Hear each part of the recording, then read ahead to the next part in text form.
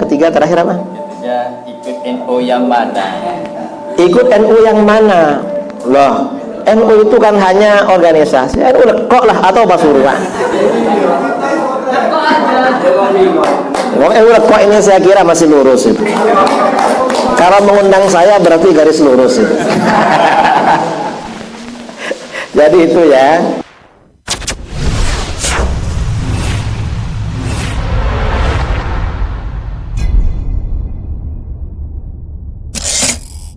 Kemudian untuk pertanyaan session yang kedua, ini terakhir kami beri kesempatan 3 penanya. 1, 2, 3. Dari ibu ada perwakilan? Ada. Monggo 3 pertanyaan kali. Mik. Assalamualaikum warahmatullahi wabarakatuh.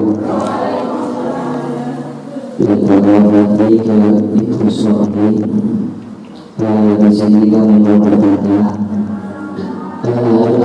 ini biasa terjadi kalau di Indonesia ini ada perayaan Natal ataupun tahun baru. Ini banyak dari ulama-ulama ada yang mengatakan Natal itu boleh, mengucapkan Natal itu boleh, ada yang mengatakan tahun baru itu juga boleh dengan alasan toleransi. Sebenarnya kami mau bertanya batas-batas dari toleransi itu sendiri dalam Islam itu seperti apa? Ini mohon penjelasannya.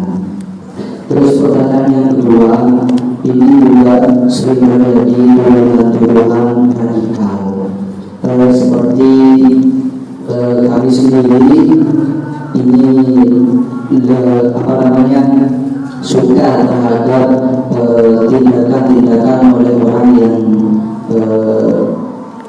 melarang kemungkaran yang terjadi di Indonesia, dan ini sering dituduh sebagai kelompok radikal. Sebetulnya radikal dalam Islam itu sendiri bagaimana? Apakah memang sudah benar kejadian yang dari pelarangan kemaksiatan ini masuk radikal dalam Islam atau memang sudah dibenarkan? Sekian dari kami. Assalamualaikum warahmatullahi wabarakatuh. Dilanjut.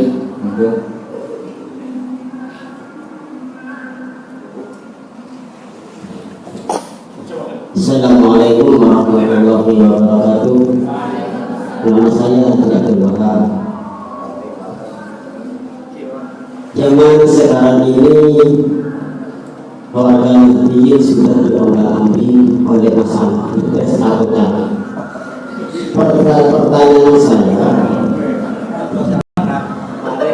apa hubungannya memilih seorang pemimpin dan agama sehingga ada kata-kata muncul kalau salah pilih akan diminta pertanggungjawaban di hadapan Allah.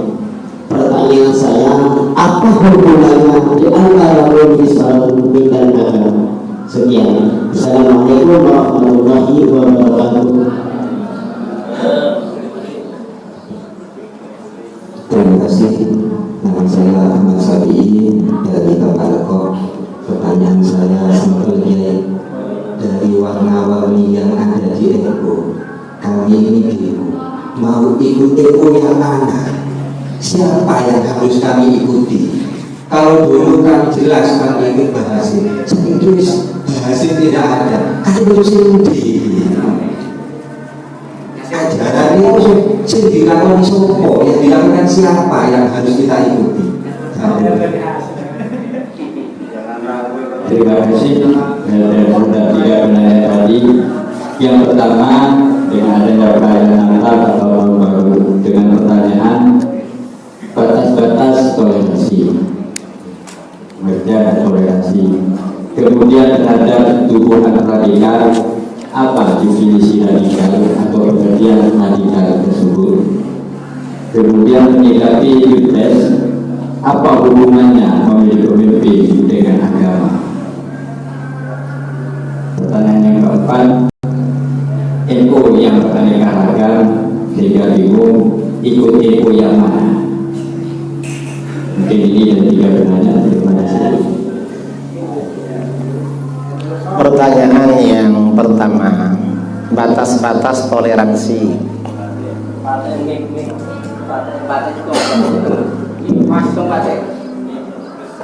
Yang pertama, jadi begini, bergaul dengan orang beda agama atau beda akidah itu kalau hanya sebatas zahir itu hukumnya makruh alias boleh.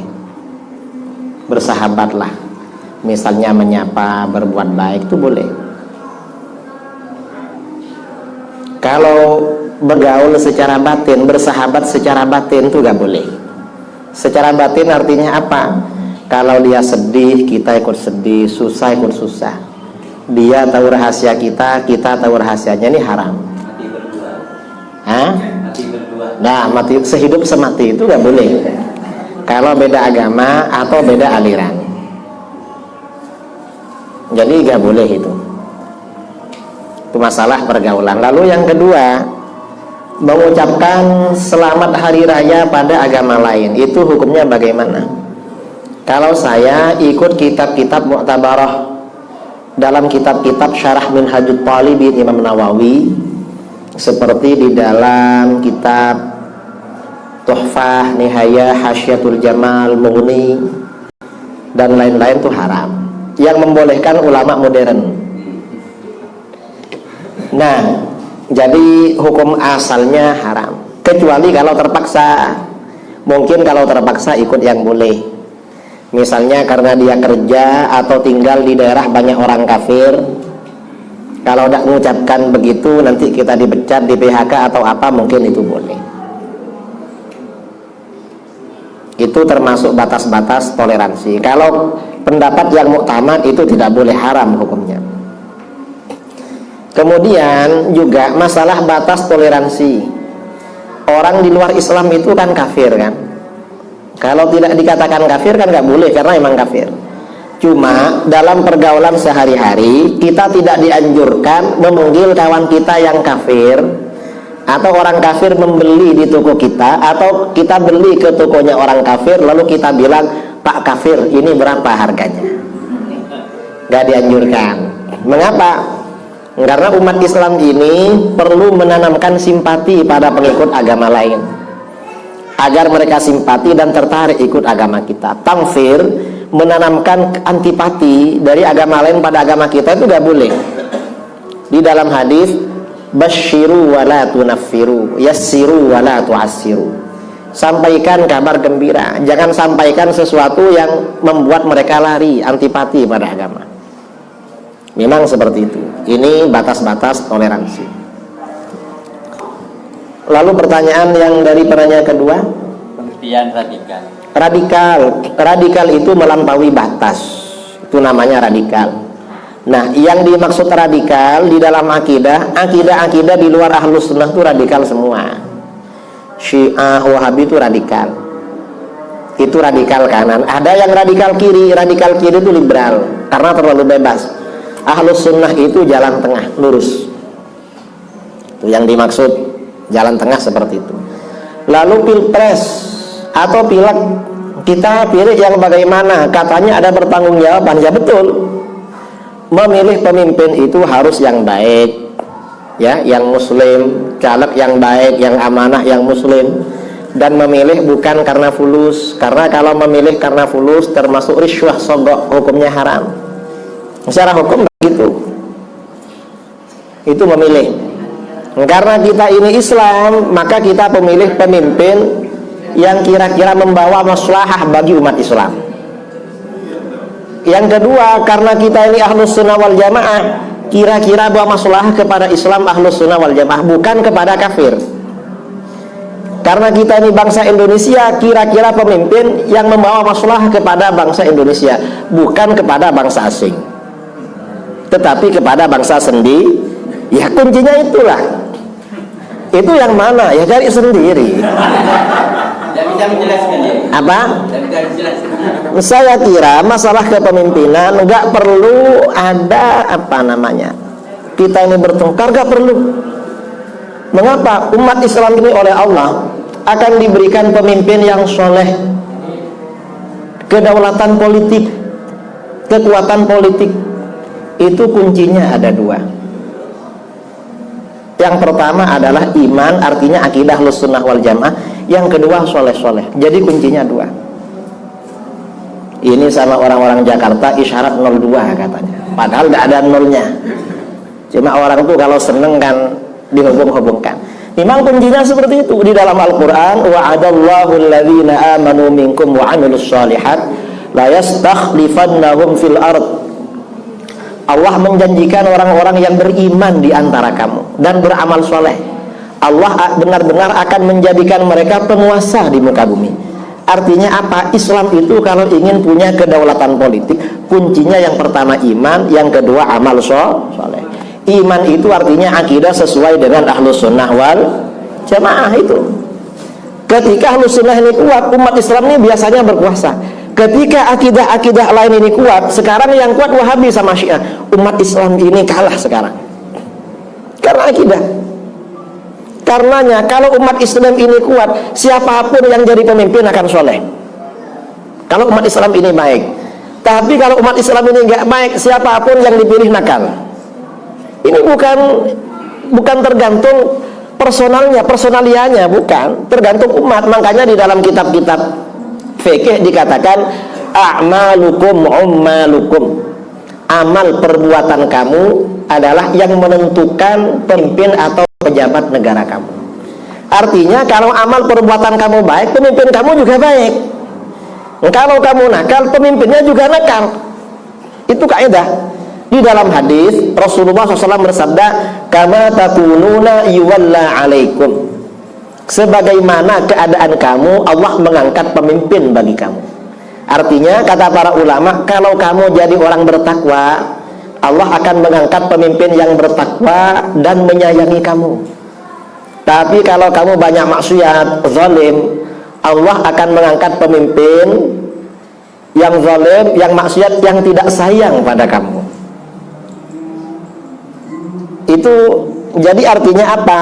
Pemimpin itu miniatur, gambaran kecil daripada kondisi rakyat. Rakyatnya soleh, imamnya soleh. Rakyatnya agak nakal juga imamnya itu. Makanya ini gak perlu dipersoalkan mau pilih siapa. Semuanya tergantung kita kok. Ini sudah Ini sudah kunci di dalam hukum alam, keseimbangan seperti itu. Makanya ketika Sayyidina Ali menjadi khalifah, ditanya oleh rakyatnya, Amirul Mukminin, dulu waktu menjadi khalifah Abu Bakar dan Umar, kita ini tenang, nggak ada perang saudara. Setelah sambian Sayyidina Ali jadi Amirul Mukminin, kita ini gaduh terus perang saudara. Kata Sayyidina Ali, rakyatnya Abu Bakar dan Umar dulu seperti saya. Rakyat saya ini kamu, katanya. Jangan nyalahkan saya, kamu sebenarnya itu. Kita ini ingin punya pemimpin yang soleh seperti Sayyidina Umar. Kita ini siapa? Jadi perlu ini aja umat Islam kembali kepada akidah Ahlus Sunnah. Nggak usah mikir itu. Yang penting orang itu aswaja, tahlilan lancar, kemudian juga ya Islami. Nanti kita dapat pemimpin yang baik. Itu aja kuncinya. Itu pertanyaan ketiga terakhir apa? Ya, ikut NU yang mana? Ikut NU yang mana? Loh, NU itu kan hanya organisasi. NU lekok lah atau Pasuruan. NU lekok ini saya kira masih lurus itu. Kalau mengundang saya berarti garis lurus itu. Jadi itu ya, kurang lebihnya sudah selesai Ustaz ya. Saya mau lanjut. Jadi cukup ya, mudah-mudahan bermanfaat lah. Dan paling nanti pertanyaannya nyerempet nanti pada garis demarkasi itu kurang bagus. Kita kita tahu Ahlus Sunnah mengikuti salah satu mazhab Imam. Kemudian secara umum di Saudi itu adalah Wahabi, begitu kan? Kemudian Wahabi yang di Saudi itu katanya tapi atau mengikuti mazhab Hambali. Nah pertanyaannya orang awam kalau haji itu orangnya kayak kita. Ya opo aku nolak puluh atau enggak? Begitu itu kan beda. Sementara sana ada yang tidak membaca Bismillah. Syafi'iyah menyatakan kalau Bismillah termasuk salah satu Fatihah, ayat Fatihah. Kalau tidak pakai Bismillah kan kurang Fatihahnya. Kalau pemahaman kita pakai Fatihah, sah Fatihahnya. Nah ini karena menyangkut masalah ini masalah kurang banyak akan dipertanyakan ketika sudah pulang melaksanakan umrah atau haji, ini perlu dikasih perhatian. Terima kasih ya yang disampaikan oleh beliau Kiai Dumairi, bermakmum kepada orang yang beda dengan kita. Kalau bermakmum dengan orang yang beda mazhab itu khilaf, ada yang mengatakan sah, ada yang mengatakan tidak sah. Itu kalau mereka meninggalkan bacaan yang rukun menurut kita, seperti gak baca Bismillahirrahmanirrahim. Ulama kita mengatakan sah, ada yang mengatakan tidak sah. Kalau bermakmum kepada orang yang beda akidah, hukumnya makruh. Misalnya di masjid ini imamnya Ahlus Sunnah, di masjid sana imamnya Wahabi, kita berjamaah di sana makruh, harus ke sini.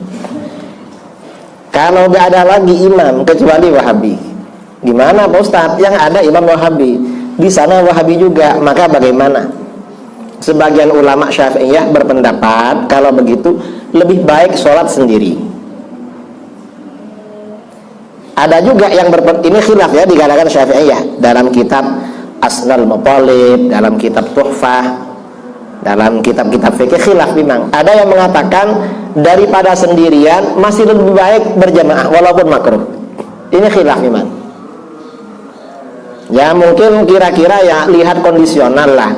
Kira-kira walaupun makruh kita masih mampu menahan dada, nggak emosi, bisa khusyuk, nggak apa-apa bermakmum, ikut yang makruh tapi bermakmum. Tapi kalau kita nggak tahan, hati gerundel, jangan bermakmum. Kalau begitu mungkin imamnya salah Wahabi kifutu. Kadang kan ada, kalau di Saudi ya walaupun Wahabi bacaan Qurannya kan enak ya. Kalau yang Wahabi di Indonesia, jadi salah Wahabi ki keliru bacaan nah, order bertaduk tak anu sekali lah. Lasal buat. Ya mungkin kalau ini sebaiknya agak berjamaah. Saya pernah dulu pulang dari Jawa Tengah naik bis sampai di Bungurase sholat subuh. Begitu sholat subuh imamnya nggak baca usolli, nggak baca basmalah, nggak kunut. Pareng gelis ate itu. Wahabi dia. Ingatlah mangkanan nggak pontok kitab makro orang. Cari pas gelis sama benih pas khusyuk. Lupa pada Allah, malah ingat ke imam saya tak genai. Makanya makruh. Saya kira itu jawaban dari saya ya. Kurang lebihnya mohon maaf yang sebesar-besarnya. Termasuk atas keterlambatan tadi. Sebenarnya mau meluncur subuh tadi. Cuma tadi malam habis pengajian Isra Mi'raj sama orang dikasih kopi. Pas tak ngecetedung sampai kol telok. Nduk rem kol telok, laku intara keleko. Akhirnya habis sholat subuh merepu sekejap, saya pikir paring 5:30 ngeding mangkat terampus setengah beto. Akhirnya rute buruh berangkat ke sini pas telat itu. Jadi minta maaf semuanya, dan kalau ada hal-hal yang menyinggung kurang berkenan juga minta maaf. Dan ini ada hadiah dari saya untuk MWC NU Rekok, karena tadi lupa mau bawa banyak itu. Akidah Ahlus Sunnah wal Jamaah penjelasan sifat 50. Ini sifat 50 dan perbedaannya dengan Wahabi apa saja, lengkap dalil-dalilnya. Lalu ini dalil dan khasiat 5 sholawat populer, sholawat Nariyah, Munjiat, Fatih, Tibbil Qulub dan Istighatsah. Karena sholawat ini dikafirkan oleh Wahabi. Ini lengkap dengan dalil-dalilnya. Jadi saya hadiahkan pada pengurus MWC agar diterima oleh ketuanya.